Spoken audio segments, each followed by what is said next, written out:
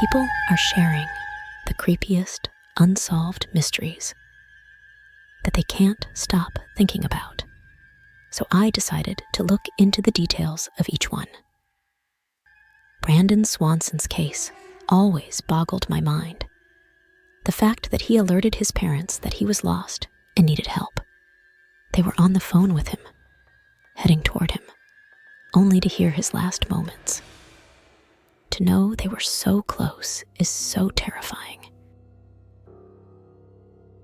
Recently, Reddit user uRandomweeb asked the people of r/ask Reddit to share the creepiest unsolved mystery that keeps them up at night.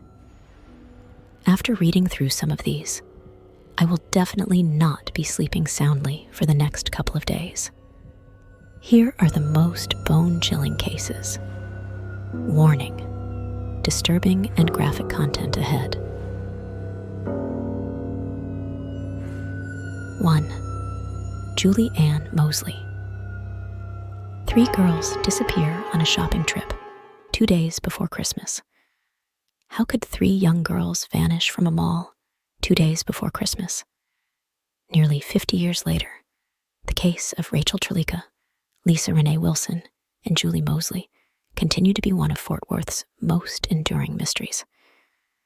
It has all the components for a made-for-TV drama: a suspicious letter, strange phone calls, dredged swamps, bones, teeth, cars pulled from a lake, psychics, and Hawaiian dowsers. Sadly, after all this time, there are few clues about what happened to the girls that fateful day in December 1974, and there are even fewer suspects. Instead, there are 3 families still haunted by what may have happened to their precious girls. Julie Ann Mosley was the youngest of the 3 missing girls. She was only 9 years old when she disappeared. Julie was a last-minute addition to the girls' shopping trip. Initially, Lisa had wanted Julie's brother and her boyfriend to join them. He decided to visit a friend, and Julie went in his stead. Around noon on December 23rd, 1974, Rachel, Renee, and Julie headed out to do some last-minute Christmas shopping at the Seminary South Mall. Before reaching the mall, the trio stopped at an Army-Navy surplus store to pick up an item that Rachel had on layaway. When they arrived at the mall, Rachel parked her car, a 1972 Oldsmobile, near the Sears store.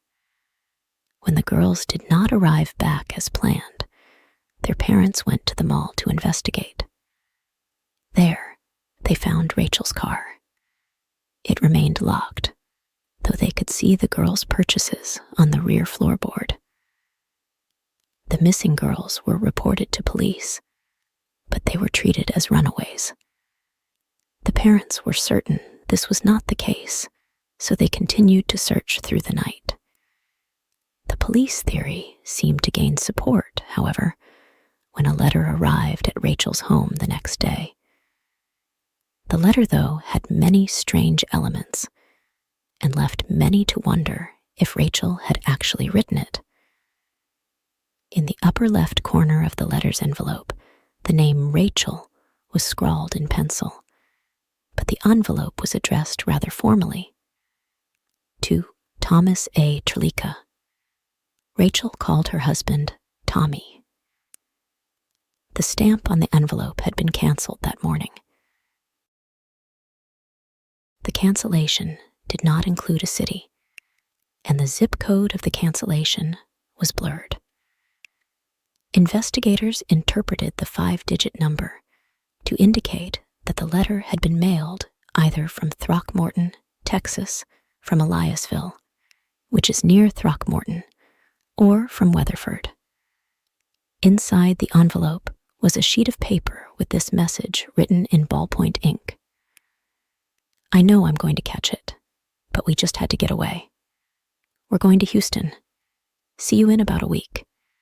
The car is in Sears' upper lot. Love, Rachel. The original L of Rachel's signature on the letter had been a short loop that looked more like an E. The writer had gone back over it, making it a taller loop. A few days later, a reward fund is established for information about the girl's disappearance. The months and years to follow were frustrating for the families and the police. Clothing and bones would be discovered, though none would be able to be tied to the girls. Psychics flocked to the families. 6 weeks after their disappearance, Julie's mom receives a mysterious phone call around 11 p.m.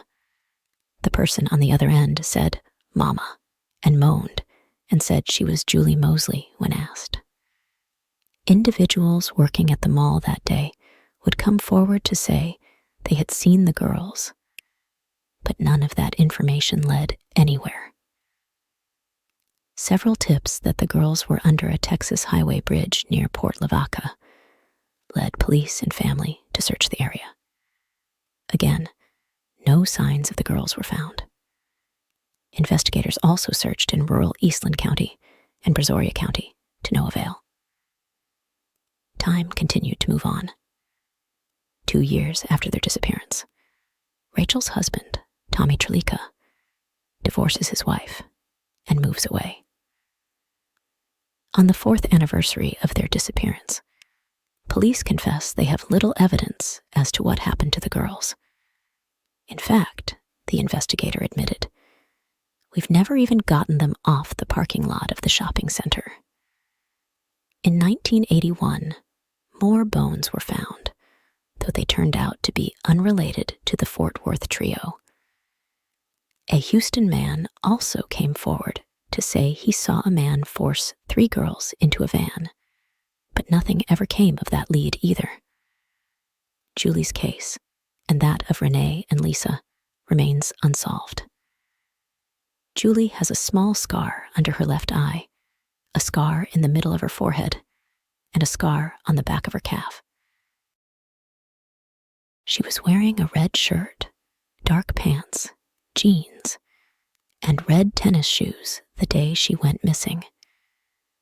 If you have any information about the disappearance of these 3 girls, please contact the National Center for Missing and Exploited Children, NCMEC, at 800.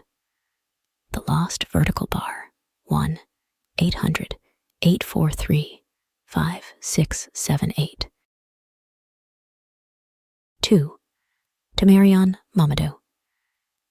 Do you know what happened to Omarion Denise Mamadou in 1991? Tamarion Denise Mamadou vanished without a trace in 1991. Tamarion, nicknamed Cookie, vanished sometime in 1991 from Tulsa, OK. She has not been seen or heard from since. Unfortunately, a date for her disappearance, let alone any other details, are unavailable. Her disappearance remains a mystery. Where the case stands today. Today, Tamarion has been missing for 31 years. No further details about her disappearance have been released during that time, leading her case to remain cold. If you have any information regarding Tamarion's disappearance or her whereabouts, please contact the Tulsa Police Department at 918-596-9143.